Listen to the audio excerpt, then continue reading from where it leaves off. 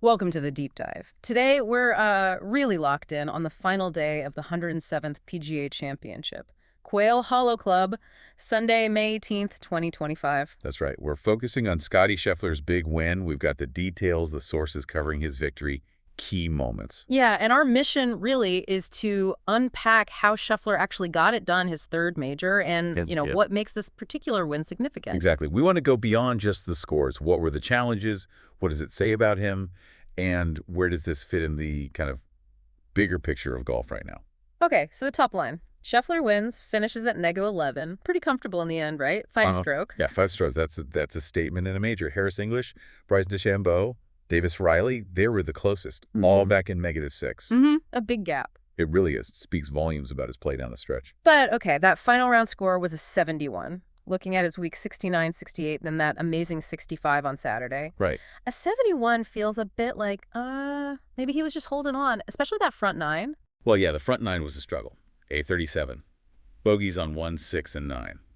So what do you think was going on there? Just final round, major pressure getting to him a bit. Could be. I mean, the pressure's immense. But what's impressive is how he responded. That back nine shows some serious mental strength. A lot of players might have crumbled after a start like that. He definitely seemed to flip a switch. Birdies on 10, 14, and 15. That's championship golf right there. Absolutely. And it sounds like his team, particularly his caddy, Ted Scott, played a pretty big part in that turnaround. Yeah, we heard about some advice, something subtle. Exactly. Apparently just a small alignment tweak, Ted suggested, aiming slightly more right on the back nine. Sounds minor, but At that level, those tiny things can make all the difference, can't they? really can. It's about confidence, feel. Shows the trust between player and caddy. And apparently a snack at the halfway house might have helped too. You gotta love those little details. Oh, yeah, maybe that was the secret weapon. Yeah, But seriously, Scheffler himself gave a lot of credit to the whole team afterwards. he did. Mentioned Ted Scott keeping him in it mentally, and his coach Randy Smith helping with the swing feel. Yeah, he said, it was a team effort. I'm proud of the whole squad. Really highlights that it's not just one guy out there. Definitely group effort. Now, while Scheffler won by 5, Harris English. Wow, he shot a 65 on Sunday. Low round of the day. Incredible round. Shows you that scoring was possible out there, even on Sunday at Quail Hollow. Makes you wonder what clicked for English, right? Yeah, it does. Yeah. Because the course is tough, but clearly gettable if you're really on your game. And then the other side of that coin, Garrett Higo shoots an 80. Oof. Yeah, that just shows you how tough major Sundays can be. The pressure, the course, they can go south quickly. A real reminder of the fine line they walk. Absolutely. Highlights of volatility. Okay, let's talk about Jon Rahm, because for a while there, Yeah, it got interesting. it really did. He made a proper charge. Birdies on 8, 10, 11. And when Scheffler bogeyed the ninth, Rahm actually tied him briefly. Yep, right there at the top. It felt like, okay, maybe we have a real dogfight brewing here. He's got the game for it, obviously, but then Quail Hollow fought back. Or maybe Rahm just couldn't keep that momentum going, especially when he hit the green mile. Yeah, holes 16, 17, 18, it just it unraveled for him there, didn't it? It really did. Yeah. Poor drive on 16, forced layup, missed, a 14-footer for par? Yeah, and then the Peeler blow found the water on 17. Brutal. Just completely took him out of it. 5 over on just those last 3 holes. Wow. 5 over. And those holes were tough all week, weren't they? The stats show it. Oh, yeah. The whole field played those final 3 holes at a combined, get this, plus 519 strokes over par for the tournament. 519 strokes over par. That's insane. It tells you everything you need to know about the Green Mile. It's just a beast, especially under pressure. Rahm's finish was kind of a microcosm of that. And he ended up tied for 8th, which, still gets him into next year's PGA, but must feel like a missed opportunity. For sure. You wonder what might have been, oh, and his outfit. Right. All black with the bright pink fuchsia cap. Yeah, a nod to Barbie, apparently. And his Live E team, Legion 13, adding a bit of personality. Always interesting to see that. Now, something else unexpected. The driver situation with Scheffler. Ah, yes. That news came out early week, didn't it? That his driver failed the testing. Similar to what happened with Rory McIlroy before. What was Scheffler's take on it? Well, that's what was interesting. He seemed remarkably calm about it. Just kind of shrugged it off. Really? Facing a major with a potential equipment issue. Yeah, he basically said he'd used it for over a year, felt lucky it lasted that long.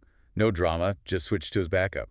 That's pretty cool composure under pressure, especially when you think a driver change could mess with your whole game. You'd think so. Yeah. But then you look at his stats, Yeah, even with the backup. exactly. Still finished first in strokes gained tee to green for the week. Incredible, isn't it? Yeah. And 8th in strokes gained approach.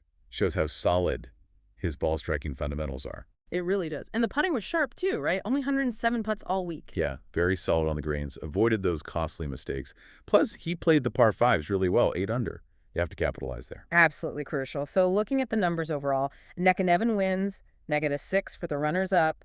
English is 65, Higgos 80. 15 rounds in the 60s on Sunday, which shows it wasn't impossible. And that winner's check, over $3.4 million. Not bad. Not bad at all. And good week for those guys tying for ace 2, 9 players locking up their spot for the 2026 PGA. Right. And we mentioned the green mile stat, plus 519 over par for the week. Just reinforces how tough that finish is. It's one of the iconic, demanding stretches in major golf for sure. Couple more quick points. Scheffler was coming back from a hand injury he picked up over Christmas. Yeah, apparently limited his prep time, which makes the win even more impressive, really. Speaks to his talent, I guess. Yeah. And this bounce back stat is amazing. Oh yeah, saw that. After a bogey or worse, he followed it up with a birdie 6 out of 9 times. The only player over .500 in that stat for the week. That's just mentally so strong. Incredible resilience. Doesn't let mistakes linger. Wipes the slate clean immediately. Okay, so let's sort of wrap our heads around this. Scheffler wins major number 3, wins it by 5 in the end. Yep. But it wasn't exactly a cruise control victory. He overcame that slow start, the backup driver issue. Showed real mental toughness, got key help from his team, especially Ted Scott. And his ball striking was just phenomenal, even with the equipment change. Plus, the green mile did its usual damage, particularly to Rahm's chances. Yeah, that was dramatic. So Scheffler's performance was dominant, but you saw the challenges, the team aspect, the whole picture. Exactly. The stats back up just how well he played the key parts of the game all week. Okay, so here's a final thought to leave you with. This is Scheffler's 15th PGA Tour win now in less than 4 years. Which, puts him in seriously elite company. Only Nicklaus and Tiger got to 15 wins faster in their respective eras. And his 3 major wins. The margins are getting bigger, 3 strokes, then 4, now 5. So the question is, are we watching the start of something truly historic here, a new era of dominance? It's a fascinating question, isn't it? What does this kind of consistent performance at the highest level mean for golf going forward? How high can he climb? Something for all of us to think about. Definitely something to ponder. Thanks for joining us for this deep dive.